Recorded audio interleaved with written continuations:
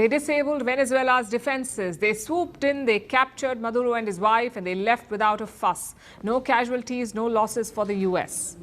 It tells you how good the US military was. But what about the other side? What weapons did the Venezuelans use, and why did they fail? Well, drum roll, some of them were Chinese. And our story actually begins in the year 2006. That's when the US imposed an arms embargo on Venezuela. The country was cut off from Western weapons. So who did they turn to? The Russians and the Chinese. From 2010 to 2020, Russia made up around 60% of Venezuela's arms imports and China made up around 16.4%.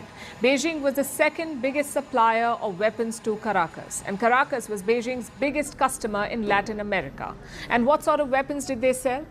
Well, three systems stand out. First is the JY-27A radar. These are long-range surveillance radars. China says they can even detect US stealth jets. Venezuela installed 7 of these radars in September 2025. Their defense minister was all praise. He said the Chinese radars had successfully locked F-35 jets.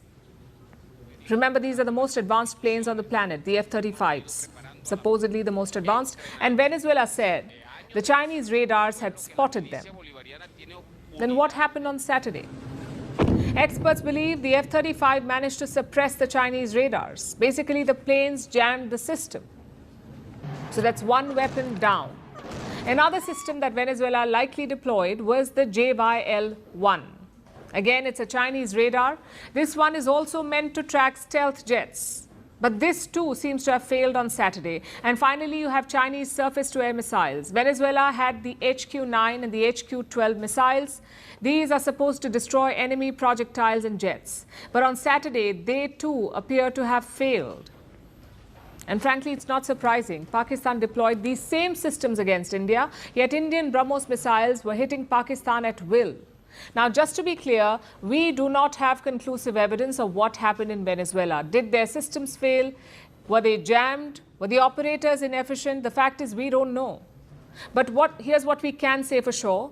Nearly 150 US aircraft targeted Venezuela, and some of them flew extremely close to the ground. Take a look.